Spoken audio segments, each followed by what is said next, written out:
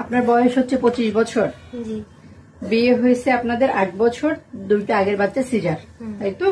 আর এবার এখন আবার 6 মাসে প্রেগনেন্ট।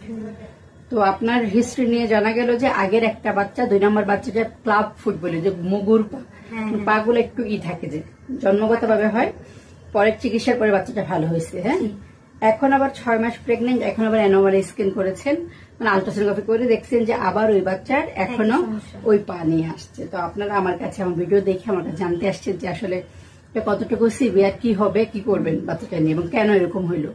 আর একটু বলেন যে ঠোঁটের কাছে একটু বলছে যে ওরা এরকম ডিফেক্ট পাইছে।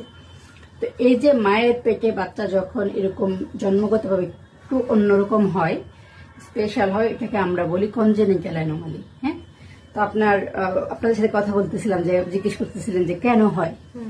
আমরা দেখেছি যে আমরা যারা গাইনিতে প্র্যাকটিস করি, এইসব নিয়ে কাজ করি, আমরা দেখেছি যে ধরেন জন্মগত ত্রুটি বাচ্চাদের 3 থেকে 6% ক্ষেত্রে এমনি হইতে পারে, কোনো কারণ থাকে না।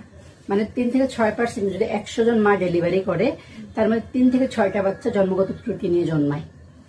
তার মধ্যে যদি আমরা কারণ ভাগ ভাগ করে বলি, কিছু কারণ মায়ের রোগের জন্য, যেমন আনকন্ট্রোল ডায়াবেটিস থাকলে হতে পারে, মায়ের কিছু ধরনের ভাইরাল ইনফেকশন থাকলে হতে পারে যখন বাচ্চাটা মায়ের পেটে আসে। হ্যাঁ, অটোজোমাল ডিজিজ নামে কিছু আছে, আমাদের শরীরের নিজস্ব কিছু ডিজিজ আছে, এটার জন্য হতে পারে।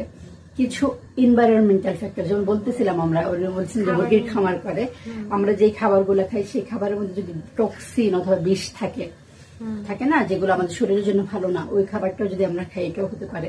কিছু কারণ, যেন আমরা অনেক সময় যে রেডিয়েশন নেই, অনেক সময় কেমোথেরাপি, রেডিওথেরাপি নেই। আর 50 to 60% ক্ষেত্রে কোনো কারণ পাওয়া যায় না। হ্যাঁ, আবার বংশগত কারণ একটা, যেমন আগের বাচ্চা ক্লাব ফুড হয়েছে, এই বাচ্চাটার জন্য হয়তো বা সেই কারণে হয়েছে। আবার ফলিক অ্যাসিড মা যদি না খায়, নিউট্রিশন যদি না হয়, যখন বাচ্চাটা মায়ের গর্ভে আছে, যখন অর্গানগুলো তৈরি হয়, তখন যদি ফলিক অ্যাসিড নামে একটা ওষুধ আছে, যেটা খেলে বাচ্চাদের শরীরের গঠনটা ঠিক হয়, সেটার অভাবেও হতে পারে। এখন কথা হচ্ছে, যাই হয়েছে ক্লাব ফুড এমন কোনো বড় কন্ডিশন না যে বাচ্চা খারাপ হবে, এটা চিকিৎসা করলে ভালো হয়। আপনারা বলছিলেন যে আগের বাচ্চাটা একদম 100% সুস্থ, তাই না? তো আপনার এই বাচ্চা যেমন আছে, বাকিটা সময় যেন মায়ের পেটে ভালো থাকে, সুস্থ থাকে, আমরা ফলো আপ করে রাখবো। আপনার আগের যে 2টা সিজারিয়ান সেকশন, এবার 3 নম্বরটা সিজারিয়ান সেকশনই হবে। এবং আমরা শিশু ডাক্তার এবং শিশু সার্জন, যারা এই ফুড নিয়ে কাজ করে শিশুদের, ওদের সাথে যোগাযোগ করে রাখবো, যাতে ওনারা হলেই বাচ্চা দেখে যেই চিকিৎসা বাচ্চার জন্য লাগে সেটা করতে পারে। ঠিক আছে, আপনারা 2 জন আসেন, সাথে আপনার এক আত্মীয় নিয়ে আসছে, যিনি আমার পেজ দেখেন এবং আপনাদেরকে দেখভাল করেন। এটা হচ্ছে এই যে একজনের বিপদ আর একজন সচেতন হিসেবে মানে একটু আগায় আসে, এটা কিন্তু অনেক বিশাল বড় ব্যাপার। এই জন্য ভাই, আপনাকে